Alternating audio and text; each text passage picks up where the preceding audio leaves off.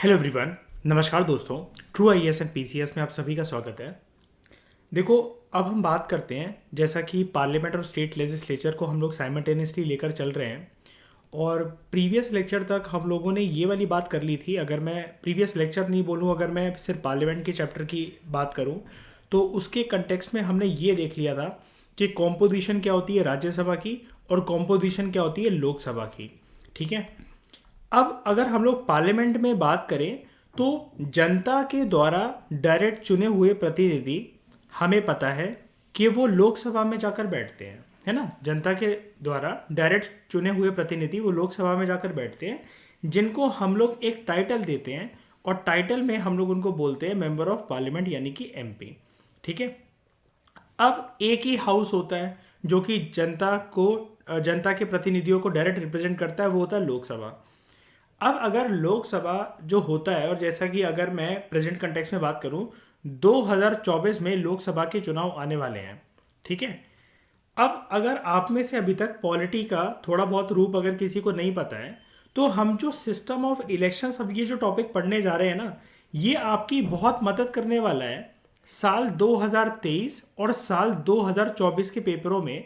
क्योंकि जाहिर सी बात है, जब भी लोकसभा के चुनाव होते हैं तो पार्लियामेंट या स्टेट लेजिस्लेचर से इर्द गिर्द वो क्वेश्चन पूछ ही लेता है यूपीएससी या फिर स्टेट पीएससी तो पूछेंगे ही पूछेंगे। और इसकी हेल्प आपको मेंस में भी मिलेगी, क्योंकि पूरी चुनावी प्रक्रिया को कुछ एक स्टैंडर्ड शब्दों में बताना पढ़े लिखे व्यक्ति की तरह लोकसभा में, तो वो आपकी ये वाला टॉपिक मदद कर देगा।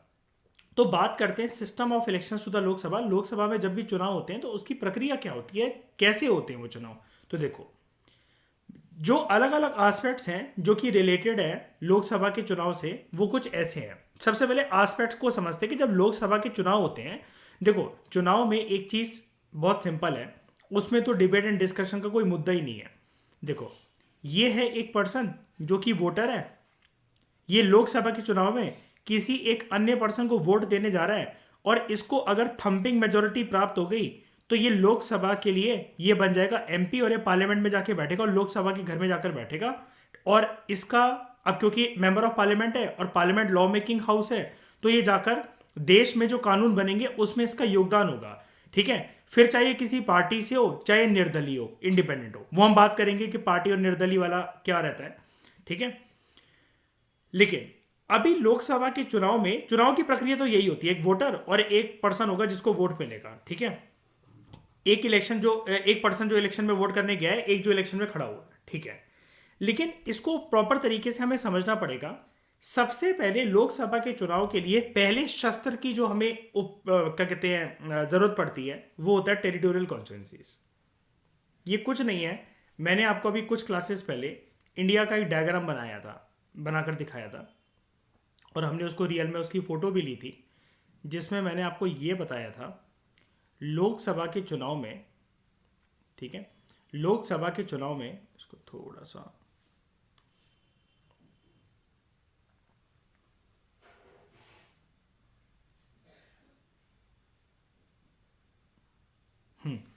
लोकसभा के चुनाव में हमारा जो पूरा देश है, अगर आप उसमें से बात कर लो देश में, एक तो 28 राज्यों की। अब एक बार आपका रिवीजन हो जाएगा इससे फाइनल टाइम। ठीक है। क्योंकि अब इसके बाद ये चीज़ आपको बार बार देखने को नहीं मिलेगी, क्योंकि स्टेट लेजिस्लेचर में तो हम ये कर ही चुके हैं, और मैं आपको ये वाली चीज़ फिर से बता रहा हूँ। एक बार बस अच्छे से इसको रिवाइज कर लो। 28 राज्य और 8 यूटीज, केंद्र शासित प्रदेश, यही आंकड़ा है ना अभी प्रेजेंटली, राइट। सब लोग एग्री करते हैं। ठीक है। अब देखो क्या है, अगर 28 राज्य और 8 केंद्र शासित प्रदेश यानी कि यूटीज, यहां से अगर एक एक एमपी लेना होता अगर हमें, तो 36 से ज़्यादा एमपी तो आ ही नहीं पाते। एम आई राइट? 36 से ज़्यादा तो एमपी आ ही नहीं पाते। लेकिन यही चीज़ अलग तरीके से करी जाती है, यानी कि यहां पर जो राज्य की बाउंड्री है, राज्य की जो सीमाएं हैं, उनमें उनको देखते हुए एमपी नहीं आते हैं। यहां पर क्या है कि हम लोग इंडिया के मैप को, पॉलिटिकल मैप को, ज्योग्राफिकल मैप को राजनीति के लिए एक अलग सा रूप देते हैं, जिसमें हम पूरे देश को लोकसभा के चुनाव की बात हो रही है तो मैं लोकसभा पे ही स्टिक रहूंगा एग्जांपल देने में, जिसमें हम पूरे देश को कश्मीर टू कन्याकुमारी और Gujarat to Arunachal as well as यहां पर हमारे लक्षद्वीप आइलैंड और यहां पर हमारे कुछ अंडमान निकोबार आइलैंड, ये पूरी जोग्राफिकल टेरिटरी जो हमारी है, एक तो लैंड बाउंड्री प्लस ये आइलैंड टेरिटरीज, इनको कुछ इस प्रकार से, इनका कुछ इस प्रकार से डिवीजन होता है कि हमारे पास लोकसभा में मैक्सिमम अभी के लिए नया सेंसस आएगा, नई पार्लियामेंट की बिल्डिंग बन गई, सारे नंबर बदलने वाले हैं। अभी के लिए मैक्सिमम जो चीज़ है वो है 550 एमपी ही बन सकते हैं। और करंटली जो स्ट्रेंथ है लोकसभा की सैंक्शन स्ट्रेंथ कितनी है? सैंक्शन 5 4। अभी एंग्लो इंडियन नहीं है, हाँ उसको हटा के मान लो। अभी मैं रफली बस एक आपको एग्जांपल बता रहा हूँ, अभी टेक्निकलिटीज में मत जाओ, वो आपको पता है कि अगर इसको चलो प्रिसाइज लिख दूं, अगर मैं आपके लिए 543 कर दें इसको, तब सही बैठेगा। अब सही है, ठीक है। तो एक बारी बस ऊपर वाले फिगर को हटाते थे, वो तो मैक्सिमम है। अभी के लिए इतनी है, सैंक्शन नहीं है, मुझे सैंक्शन वर्ड ही यूज करना चाहिए था, आई एम सॉरी। सैंक्शन तो देखो 550 है, लेकिन अभी प्रेजेंटली इतने एमपीज हमें देखने को मिलते हैं। 545 हो सकते थे, दो नॉमिनेटेड जो एंग्लो इंडियन होते थे उसको हटा दिया गया। कौन सा अमेंडमेंट एक्ट? 10 जल्दी बोलो कौन सा? 4 ठीक है, 114 कौन से साल में आया था?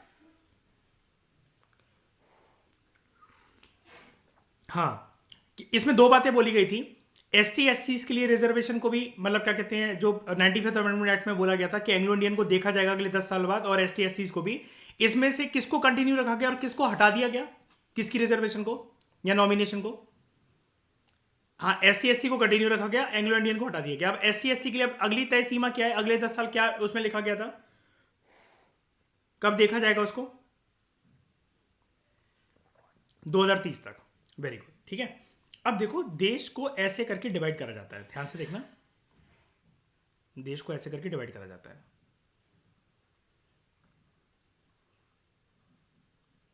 ये कुल मिलाकर ये हमने बना दिया एक देश का नया पॉलिटिकल मैप। ऐसा तो होता नहीं है, हमारा इंडिया ऐसा तो दिखता नहीं, हम सबको पता है। यहाँ मध्य प्रदेश नहीं दिख रहा, दिल्ली नहीं दिख रहा, असम नहीं दिख रहा, कुछ नहीं दिख रहा यहाँ पर हमें, ऐसा तो दिखता नहीं है।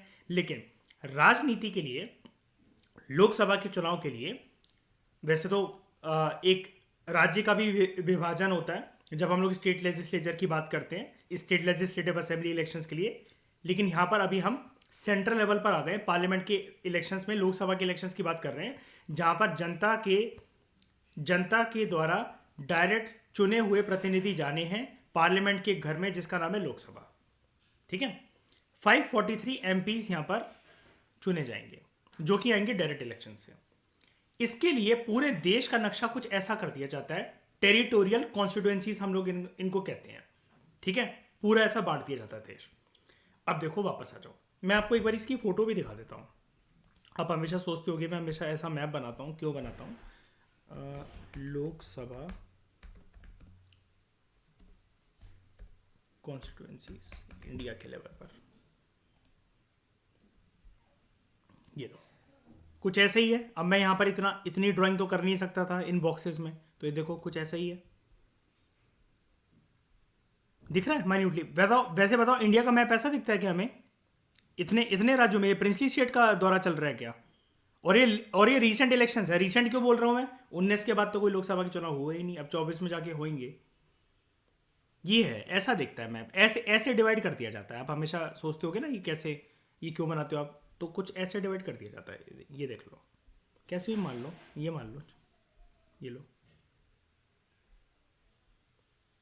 ऐसे। इसको मतलब इसको मत देखना, ये कुछ और डेटा, लेकिन ऐसे डिवाइड कर दिया जाता है।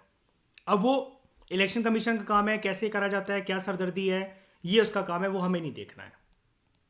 प्रॉपर तरीके से जो मैंने आपको बताया वो यही है, ऐसे इस तरीके से डिवाइड कर दिया जाता है, ठीक है। इससे यहाँ पर हमें कुछ नहीं लेना देना होता कि राज्य कितना बड़ा है, क्या है, उसकी जोग्राफिकल टेरिटरी क्या है, वहाँ कोई समुद्र है, कोई सी है, कोई कोस्टल रीजन है, कुछ नहीं।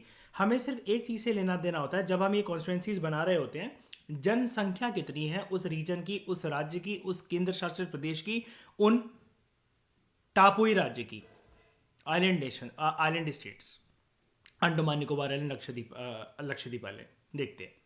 For the purpose of holding direct elections to the Lok Sabha, हर एक राज्य को टेरिटोरियल कॉन्स्टिट्यूंसीज के अंदर डिवाइड करा जाता है।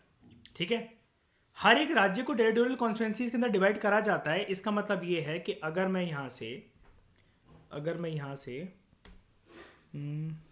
किसको लूँ, अगर मैं यहाँ से केरला को लूँ,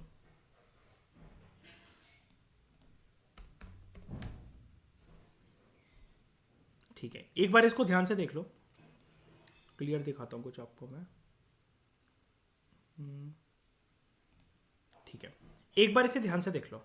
ये केरला का मैप है। ठीक है, ये केरला का मैप है, और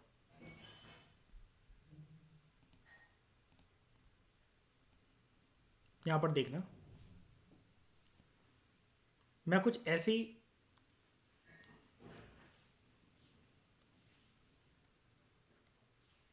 ये एक मैप बना रहा हूँ केरला का।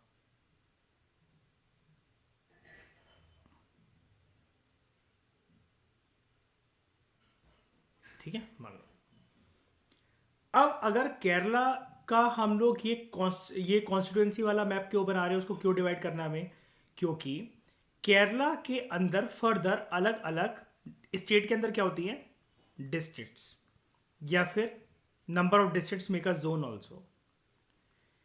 इसका हो सकता है डिवीजन हो क्या सकता है, हो गई डिवीजन हो,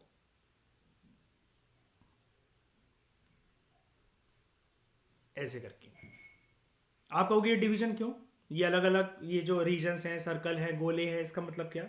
यहाँ पर डिवीजन की बात हो रही है जब भी हम लोग टेरिटोरियल कॉन्स्टिट्यूएंसीज को संज्ञान में लेते हैं, तब हम लोग बात करते हैं पॉपुलेशन की। इसलिए मैं आपको ये बार बार बता रहा हूँ, एग्जामिनर आपको यहीं ट्रैप कर लेगा, क्योंकि वो जानता है लक्ष्मीकांत को इतनी डीप में एनालिसिस पड़ता ही नहीं है, और पॉलिटी तो पॉलिटी ये थोड़ी सी टेक्निकल हो जाती है कभी कभार। यहां पर हमने ज्योग्राफिकल टेरिटरी को ना देखते हुए किसको देखा, हमने देखा है जनसंख्या को, पॉपुलेशन को। यहां देखो, हम चाहते तो उसको देख सकते थे, लेकिन हमने इसको ना देखते हुए इसको देखा है, पॉपुलेशन को। ओके, तो ऐसे करके, जैसे अब ये डिस्ट्रिक्ट्स हैं इसकी,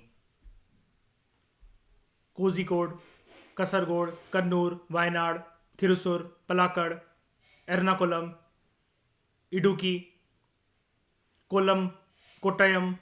ठीक है, यहां पर जो फर्दर डिस्ट्रिक्ट्स के अंदर जितनी पॉपुलेशन होगी, हो सकता है एक एक डिस्ट्रिक्ट से 3-3 एमपी खड़े हो जाएं, और हो सकता है पूरे राज्य से एक भी ना हो, ये एक ही हो, सिर्फ एक भी ना हो, ऐसा तो नहीं होता, एक ही हो। अब क्या होता है, आप कॉन्स्टिट्यूएंसीज बनाना तो सीख गए, यानी कि अगर कल को आप अगर आईएएस आईआरएस बन जाओ, तो आप ये वाला काम तो बहुत बेहतरीन तरीके से कर लोगे। ठीक है, अब क्या होता है, दो बातों का ध्यान रखना होता है जब हम कॉन्स्टिट्यूएंसीज ड्रॉ कर रहे होते हैं। ठीक है, दो बातों का ध्यान रखना होता है। कैसे, अब ये वाला जो मैप था ना, इस मैप पे एक बारी वापस आते हैं, केरला को पीछे छोड़ते हैं, और एक बारी ये कॉन्स्टिट्यूएंसीज वाले मैप पे आते हैं वापस,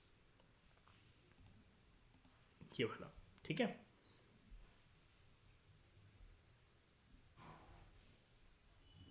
ठीक है, ये जो हमारे सामने मैप है यार, मैं ये कैसे मान लूं, मैं कैसे यकीन कर लूं कि अगर यहां पर दिल्ली है, ये यूपी है इतना बड़ा, छोटा सा बात करें हम, यहां पर एक गोवा मिलेगा आपको, ये गुजरात है, ये राजस्थान है, ये JNK है, यहां पर नॉर्थ ईस्टर्न स्टेट्स हैं, ये सिक्किम है, हम लोग ये कैसे मान लें, ये वेस्ट बंगाल है, कि सबका फेयर डिस्ट्रीब्यूशन होगा लोकसभा के अंदर, सबका फेयर डिस्ट्रीब्यूशन होगा। क्योंकि हमें तो भैया ये डर है कि यूपी की आबादी सबसे ज्यादा है, यूपी की सीटें सबसे ज्यादा जानी है। इतना संविधान तो घर घर बैठे बैठे बच्चे ने भी पढ़ा है। यानी कि यूपी के चुनाव तो एक ऐसी चीज है कि ये तो हाईएस्ट वेटेज स्टेट है। ये तो लोकसभा में कौन सी पार्टी सत्ता में बैठेगी और किस पार्टी से कौन प्रधानमंत्री बनेगा ये तो अकेला यूपी डिसाइड कर सकता है, बाकी राज्य की तो जरूरत ही नहीं है। हाईएस्ट वेटेज स्टेट है फिर तो ये।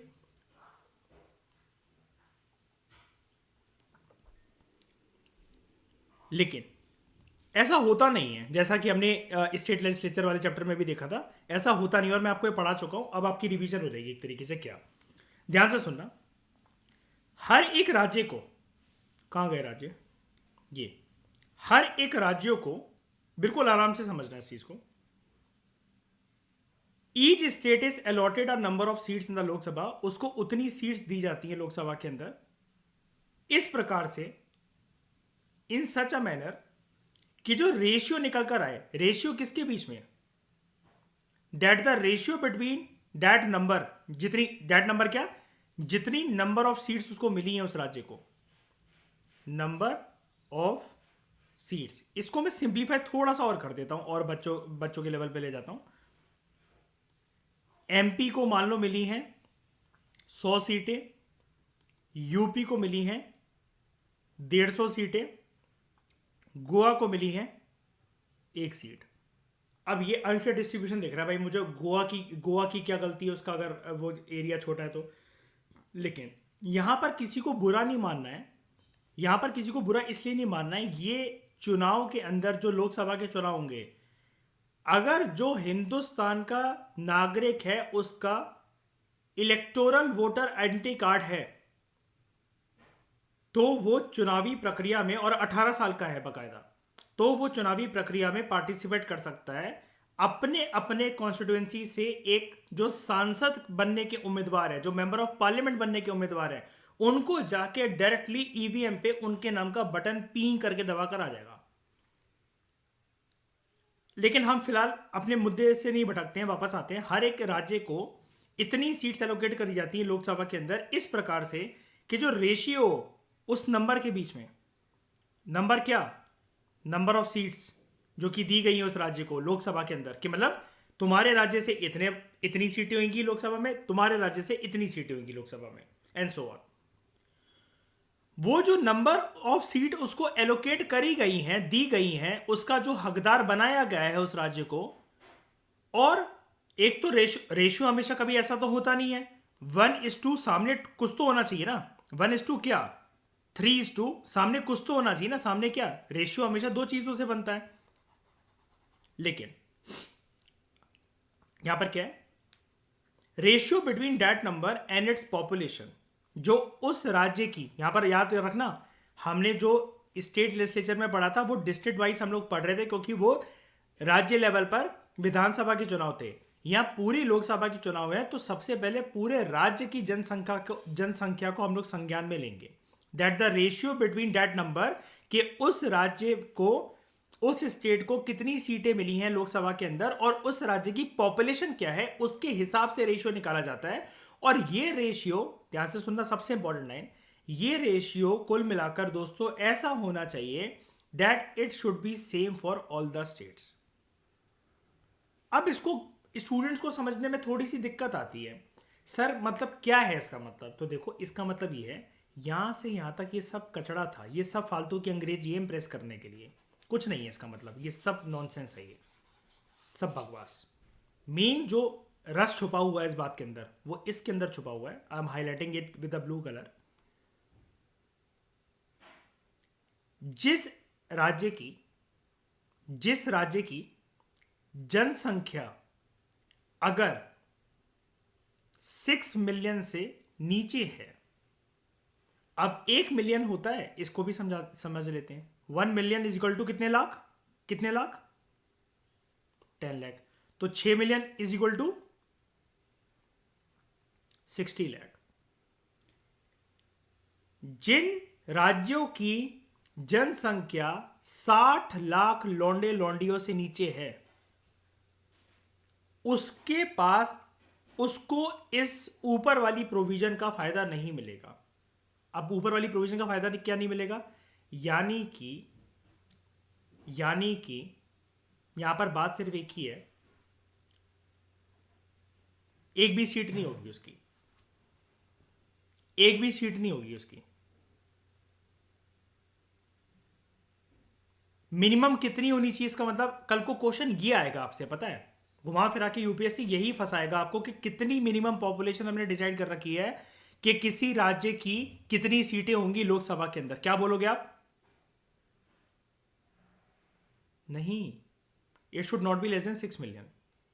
इसको होल्ड करके रखना कब तक के लिए? जब तक नई पार्लियामेंट की बिल्डिंग बन के रेडी नहीं होती और नया सेंसस नहीं होता, ये सब नंबर बदलेंगे, लेकिन अभी के लिए आपको 6 मिलियन रखना है। हो सकता है 7 कर दे, इसको 8 कर दिया जाए, 6.5 कर दिया जाए, 6.3 कर दिया जाए, या हो सकता है 6 भी रहने दिया जाए, लेकिन 6 तो नहीं रहेगा, वो मुझे पता है, वो बदलेगा, क्योंकि आबादी अब बढ़ के निकलेगी, पता लगेगा अभी 10 साल बाद, 12 साल बाद कि कितना सेक्स हुआ देश के अंदर, और किसने सनी लियोनी की बात को सीरियसली लिया, किसने नहीं लिया है।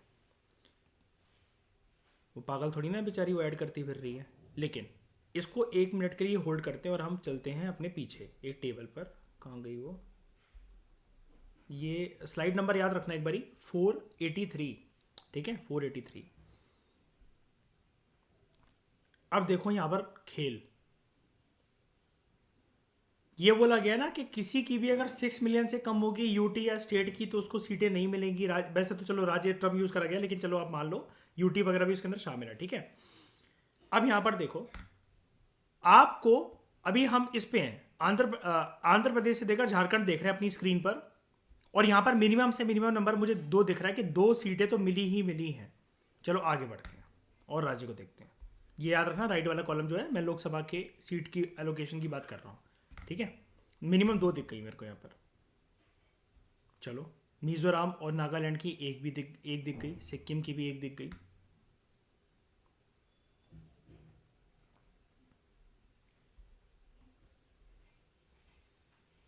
गोवा जैसों की भी 2 है।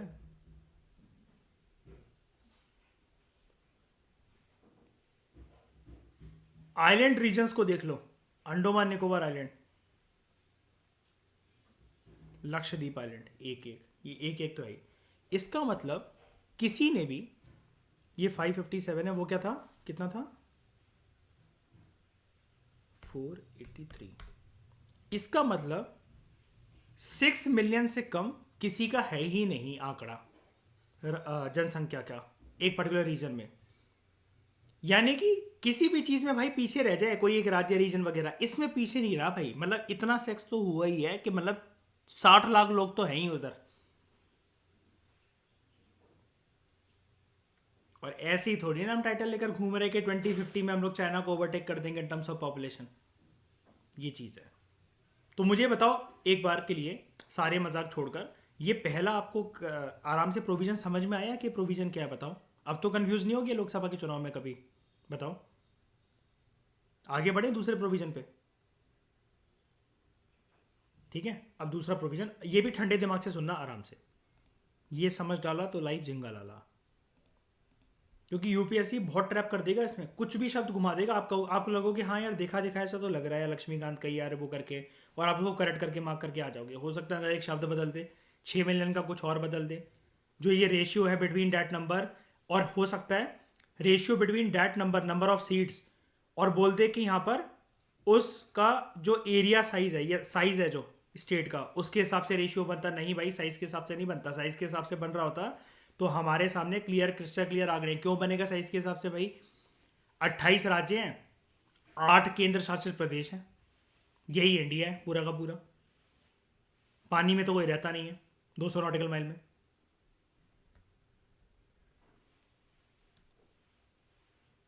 दूसरा, each state is divided into territorial constituencies.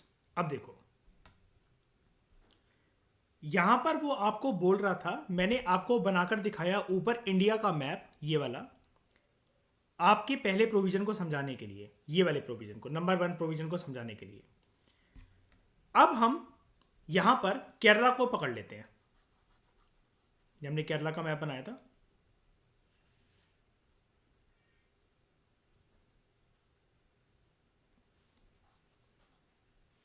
एक बार के लिए केरला को देखते हैं। वो कह रहा है हर, पहले तो पूरे इंडिया को डिवाइड करा जाएगा टेरिटोरियल कॉन्स्टिट्यूएंसीज में। अब भाई इंडिया अगर डिवाइड हो रहा है तो इंडिया की राज्य ही तो डिवाइड हो रही है। इंडिया के कोनों पर कोई बाउंड्री, कोई वो थोड़ी ना, जैसे जो रेस ट्रैक बनता है, कोई आटा डाल के कोई मैदा डाल के कोई पाउडर डाल के थोड़ी ना ट्रैक बनाया जा रहा है कि यहाँ के बस इसके पार नहीं हो सकती टेरिटोरियल कॉन्स्टिट्यूंसी। नहीं, जो पूरे इंडिया को इंडिया जो पूरे इंडिया को जो डिवाइड करा गया टेरिटोरियल कॉन्स्टिट्यूंसीज के अंदर, उसमें से जो हर एक राज्य है, अगला पॉइंट ये कह रहा है each state is divided into territorial constituencies. हर एक स्टेट को भी टेरिटोरियल कॉन्स्टिट्यूंसी के अंदर डिवाइड कर दिया। ऑब्वियस ही बात है यार, नंबर ऑफ कॉन्स्टिट्यूंसीज के अंदर तो उसको भी डिवाइड करा जाएगा कुछ ऐसे, डिस्ट्रिक्ट वाइज, जोन वाइज। ठीक है, और ये चीज भी इस मैनर में करी जाती है that the ratio between the population of each constituency, याद रखना, ratio between the population of each constituency. यानी कि हो सकता है, इसको थोड़ा सा हम वाइड कर देते हैं, इतनी डिवीजन तो नहीं होगी केरला के अंदर, थोड़ा सा हम इसको ऐसे कर देते हैं, जस्ट अ मिनट। एक बनाते हैं येलो जोन, एक बनाते हैं ग्रीन जोन, एक बनाते हैं पिंक जोन। ये इसकी टेरिटोरियल कॉन्स्टिट्यूंसी है केरला की, मान लो एग्जांपल के लिए।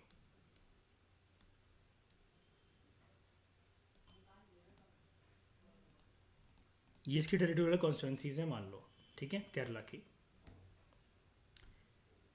Each state is divided into territorial constituency, हर एक राज्य है, और यहां पर हम राज्य का एक एग्जांपल लेकर चल रहे हैं केरला का।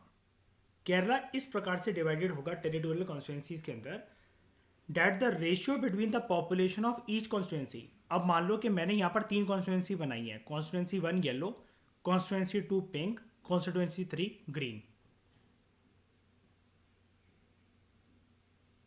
जो रेशियो निकल कर आना चाहिए किसके बीच में, पॉपुलेशन ऑफ ईच कॉन्स्टिट्यूंसी,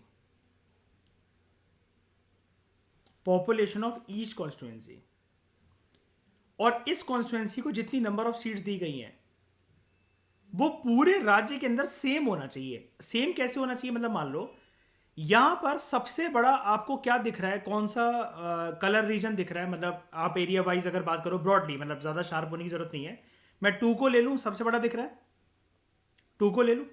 अगर मैं यहां पर ये बोल रहा हूं, समझने की कोशिश करना इस बात को, अगर मैं यहां पर ये बोल रहा हूं कि 2 से 2 एमपी आ रहे हैं और 1 से आएंगे 5 एमपी और 3 से आएंगे 7 एमपी। अब आप कहोगे यार दिख तो सबसे बड़ा 2 रहा था, बस यही तो नहीं समझना है, एरिया नहीं है यहां पर। हर एक राज्य को इस प्रकार से डिवाइड करा गया है that it is divided into territorial constituency in such a manner that the ratio between the population of each constituency, ये जो डिवीजन हमने करी है पॉपुलेशन वाइज करी है, और यहां पर जो अगर इसको 7 सीटों का हकदार है ना कॉन्स्टिट्यूंसी 3, वो इसलिए यहां पर क्या ज्यादा होगी, यहां पर क्या ज्यादा होगी, पॉपुलेशन, यहां पर पॉपुलेशन ज्यादा होगी। अगर केरला के पास एक भी सीट नहीं होती तो हम क्या मान लेते, इसकी आबादी किस आंकड़े से कम है, कितने नंबर से कम है, 6 मिलियन, 60 लाख। तो क्या अगर मैं इसको ऐसा बोल दूं 59 लाख अगर ये हो, या फिर 59 लाख 999 पे जाकर रोके, तब थोड़ा सा एडजस्ट हो सकता है क्या, नहीं, 60 लाख मतलब 60 लाख। ये कोई वो थोड़ी डिस्काउंट थोड़ी ना चल रहा है कोई मॉल में, ये भैया इतने का लगा दो थोड़ा सा, एक हमारा भी आ जाएगा बंदा हमारे उससे राज्य से, इतना सेक्स हो नहीं पाया, हमारे अंदर इतनी जान नहीं है, सॉरी।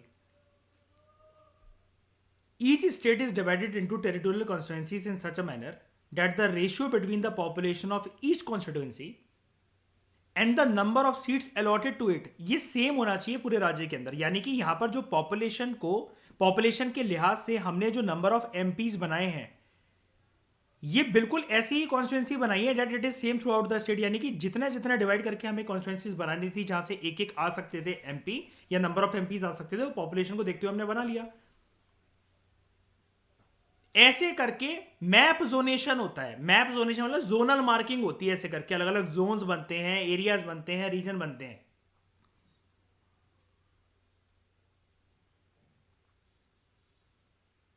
ओके, लेकिन यहां पर अब करा क्या जाएगा ये सुनिश्चित करने के लिए, 5, 2 और 7 को मिटाने के लिए, ये ऐसा नहीं होता वैसे, हाँ एक बात तो इंपॉर्टेंट तो बता ही दूं, ये ऐसे करा जाएगा, 1 की जो हमने रेखा खींची है, 2 की खींची है, 3 की खींची है, वो कुछ इस प्रकार से होनी चाहिए, वापस पढ़ो सेकंड प्रोविजन को, that the ratio between the population of each constituency, हर एक कॉन्स्टिट्यूएंसी जो है 1, 2, 3, उसकी पॉपुलेशन, पॉपुलेशन का जो रेशियो होना चाहिए, population is to number of seats allotted to that constituency, it should be same, it should be same, यानी कि यहां से अगर यहां पर केरला के अंदर 3 कॉन्स्टिट्यूएंसी बनी हुई है तो यहां से 3 एमपी जाएंगे, और ये कॉन्स्टिट्यूएंसी की जो लक्ष्मण रेखा खींच रखी है हमने, येलो की बाउंड्री इस तरफ, पिंक की बाउंड्री इस तरफ और ग्रीन की बाउंड्री इस तरफ, वो इस प्रकार से हमने बना रखी है कि यहां पर पॉपुलेशन के आंकड़े तीनों के अंदर इक्वल हो। Number of population is to number of seats allocated to that constituency, यहां पर कॉन्स्टिट्यूएंसी की बात हो रही है। पहले प्रोविजन के अंदर हम लोग मैक्रो लेवल से इंडिया लेवल पे बात कर रहे थे, अब हम थोड़ा सा राज्य के अंदर घुसकर राज्यों के अंदर जाकर कॉन्स्टिट्यूएंसी बना रहे हैं सेकंड पॉइंट में। ये है इसका मतलब, दैट जितनी उसको एलोकेट करी गई है it should be same throughout the state. अब ये सेम है ना, सेम हो गई ना, क्योंकि कम ज्यादा होगा ना, अगर समझो इसको अर्पित, अगर ये कम ज्यादा होगा ना, अगर ये कि यहां से 3 आए, यहां से 2 आए, यहां से 1 आए, तो फिर ऑब्वियस ही बात है मयूर, जनरल बात क्या है, फिर ऐसा ऐसा ऑर्डर आ जाएगा कि कॉन्स्टिट्यूएंसी तुम ऐसी बनाओ कि सारी जगह से इक्वल आए, फिर पॉपुलेशन मतलब राज्य के अंदर जाकर पॉपुलेशन की सीमा ऐसी खींचो ना। देखो हम यहां पर 6 मिलियन वाली चीज अप्लाई नहीं कर सकते, क्योंकि 6 मिलियन वाली चीज पूरे राज्य के लिए थी, पूरे राज्य के लिए थी। मान लो कि ऐसा बोल रखा है कि हर एक कॉन्स्टिट्यूएंसी की जो सीमा बनेगी, कॉन्स्टिट्यूएंसी की बात कर रहा हूं मैं, राज्य की पूरी बात नहीं कर रहा, जो कॉन्स्टिट्यूएंसी की जो सीमा बनेगी वहां पर हमें 50,000 बंदे चाहिए, हर 50,000 पे एक सीट होगी। अगर हमने इसको 3 में डिवाइड करा है, अगर हमने इसको 3 में डिवाइड करा है और 3 एमपी आ रहे हैं यहां से, तो यानी कि मैं क्या कहूं, कॉन्स्टिट्यूएंसी 1 की कितनी आबादी है, जो येलो येलो पोर्शन है, 50 के, 2 की 50 के, 3 की 50 के, यानी कि जहां जहां 50,000 आबादी थी ना मयूर, मैं वहां से कॉन्स्टिट्यूएंसी की मार्किंग करता चला गया। और ये वाला काम करता कौन है, कौन करता है ये वाला काम,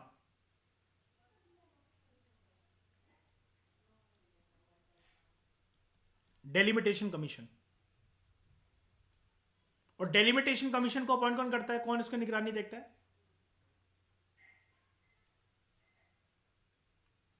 पार्लियामेंट। अब इन दोनों प्रोविजन से, provision number 1 and provision number 2, इससे हम क्या समझ सकते हैं, कॉन्स्टिट्यूशन ने ये इंश्योर करने की बात करी है यहां पर। अच्छा पहले मुझे बता दो, ये समझ में आ गया आपको, 1 2 समझ में आ गया अच्छे से सबको, पक्का? क्योंकि मैं ऐसा नहीं करना चाहता यार, देखो अब देखो हमें कितना टाइम हो गया, अभी अभी हो गए हमें 33 मिनट हो गए हैं सिर्फ इतने को करते हुए। यार अब मैं पढ़ाने को कुछ भी भाग के चला जाऊँ, फिर आप खुद पे कंफ्यूज होते रहो कि नहीं यार बाकी तो कोई कोई पूछ नहीं रहे हैं, शायद से मेरी अंडरस्टैंडिंग में गलती है, मैं अच्छे से नहीं पढ़ता, मैं अच्छे से रिवीजन नहीं करता, तो मैं खुद से पढ़ूंगा एक बारी, उसके बाद कोई डाउट होगा तो वो पूछूंगा, वो डाउट हमेशा आपका डाउट ही रहेगा फिर उसके बाद। इसलिए हमें कुछ कुछ चीज़ों पर टाइम देना पड़ता है, क्योंकि अगर आप ये खुद से भी लिख रहे होते ना, अगर लिख लिख के पढ़ रहे होते अगर इस पैराग्राफ को, इससे भी ज़्यादा टाइम लगता है आपको, 45 मिनट 1 घंटा, लेकिन दिस डिजर्व सच टाइम, इसको चाहिए इतना टाइम। होती है कुछ कुछ चीज़ें ऐसी टेक्निकल, माँ के पेट से थोड़ी ना सीख कर आए हो लक्ष्मीकांत।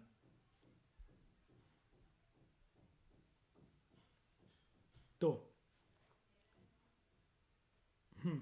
ये जो 2 प्रोविजंस हैं इनको मिलकर हम क्या कर सकते हैं, इन ब्रीफ, कॉन्स्टिट्यूशन ने 2 चीजें सुनिश्चित करने की कोशिश करी है। कॉन्स्टिट्यूशन ने यूनिफॉर्मिटी सुनिश्चित करने की कोशिश करी है 2 एस्पेक्ट में, कि यूनिफॉर्मिटी रहे रिप्रेजेंटेशन में। रिप्रेजेंटेशन मतलब क्या, एक तो उस राज्य से कितनी सीटें जा रही हैं, और राज्य के अंदर हर एक कॉन्स्टिट्यूएंसी की कितनी, हर एक डिस्ट्रिक्ट में या फिर जो जोन बनाए हैं उधर से उस कॉन्स्टिट्यूएंसी की कितनी सीटें हैं, यानी कि राज्य के अंदर हर एक जगह में जो कॉन्स्टिट्यूएंसी बनाई है, जितनी नंबर ऑफ सीटें होंगी वो टोटल राज्य की सीटें होंगी, और टोटल राज्य जाकर नंबर ऑफ सीटों को रिप्रेजेंट करेगा लोकसभा के अंदर। तो उस कॉन्स्टिट्यूशन ने अल्टीमेटली, अगर हम ऊपर वाले 2 पॉइंट की जिस्ट निकालें, तो क्या सुनिश्चित करने की कोशिश करी है, that there should be uniform representation between the state. कोई भी राज्य बुरा ना माने, क्यों भैया, इसको अटेन कर लो ना, and between the different constituencies in the same state. इसकी एलोकेशन ऐसी होगी कि अगर राज्य अगर इतना बड़ा है तो जो कॉन्स्टिट्यूएंसी की मार्किंग होगी वो कुछ ऐसी होगी। 4 जोन्स में डिवाइड कर दिया जाएगा इसको, zone 1, zone 2, zone 3 and zone 4। और यहां से निकलकर आ जाएंगे हमारे पास 4 MP। मतलब उसके जो रियल में ज्योग्राफिकल स्ट्रक्चर है उसको भी इलेक्शंस के टाइम पर कुछ ऐसा घुमाया जाएगा। जैसे अब मैं आपको केरला दिखा देता हूं, अभी जो हमने केरला बनाया ना, केरला दिखा देता हूं। देखो केरला कैसा दिख रहा है, ये देखो कहाँ कहाँ रेड लाइन इधर इधर जा रही है, ये जा रही है, छोटे छोटे मार्क हैं, ये हैं वो है, ऐसे करके कॉन्स्टिट्यूंसी डिवाइड कर रखी है। आप इसको देख लो, चलो केरला देखने में आपको दिक्कत हो रही होगी, आप ये आंध्र प्रदेश को देख लो, ये देखो ये इधर छोटे छोटे बॉक्स पता नहीं क्या क्या बना रखा है ऐसा करके। लेकिन वो चीज़ क्या है कि आबादी के हिसाब से बना रखा है। क्यों? सेकंड पॉइंट में हमने क्या पढ़ा, पॉपुलेशन ऑफ ईच कॉन्स्टिट्यूंसी और हर एक कॉन्स्टिट्यूंसी को कितनी सीट्स मिलेंगी वो सेम होना चाहिए पूरे स्टेट में। तो आंध्र प्रदेश का ऐसा मैप बनना मतलब यहाँ पर कोई भी डिस्ट्रिक्ट या जो भी कॉन्स्टिट्यूंसी जो बनी वो नाराज नहीं होंगी, क्योंकि अगर ये इतनी बनी है तो इसकी पॉपुलेशन यहाँ पर खत्म हो गई। अगर इतने एरिया में बनी है तो वो 50,000 का आंकड़ा हो सकता है इतने बड़े एरिया में ही आ रहा हो, मतलब वो 50,000 लोग इतने बड़े एरिया में फैले हो। हम क्या करें भाई अगर वो फैले इतने बड़े एरिया में। अब इसको देख लो, जैसे इसको देख लो, अब हो सकता है 50,000, तो हम अपने एग्जांपल से कह रहे हैं कि 50,000 लोग इतने एरिया में फैले, तो इसको इसका एरिया देखो कितना बड़ा दिख रहा है, बाकी किसी का नहीं दिख रहा। ऊपर आ जाओ, यहां पर हो सकता है 50,000 लोग इतने बड़े एरिया के अंदर फैले हो, ये तब जाकर यहां पे इसकी जोनल मार्किंग करिए। लेकिन सेम राज्य के अंदर यहां 50,000 का आंकड़ा कवर हो गया, यहां ये इसको इतना सा मिला है एरिया। और यूपी की आबादी ज्यादा, तो यूपी को देखो टुकड़ों टुकड़ों में चीटी चीटी जितने में बांट दिए, इतने में बांट दिया। लेकिन फिर भी वो चीज़ तो उससे ज़रूरी तो नहीं है सुनिश्चित हो जाएगी कि यूपी की सबसे ज़्यादा सीटें नहीं होंगी। और यूपी में फिर जो मैंने आपको बताया था प्रीवियस लेक्चर के अंदर, यूपी में तो फिर एक ही नारा चलेगा भाई, जो जितना ज़्यादा सेक्स करेगा उसको उतना ज़्यादा सरकारी स्कीम से लाभ मिलेगा। मस्त है यूपी। चलो, तो the expression population means that, यहां पर पॉपुलेशन का मतलब क्या है, जो पॉपुलेशन कैलकुलेट करी गई है बिल्कुल एकदम लेटेस्ट सेंसस में, बिल्कुल लेटेस्ट सेंसस, प्रीसीडिंग सेंसस मतलब जो अभी जस्ट सेंसस हुआ है हमारे देश में, तो भैया अभी 2011 का ही हुआ है। अगला हो भी जाए ना, हो भी जाए अगर, जब तक उसके, कीवर्ड यही है, जब तक उसके रेलेवेंट फिगर्स पब्लिश ना हो जाए।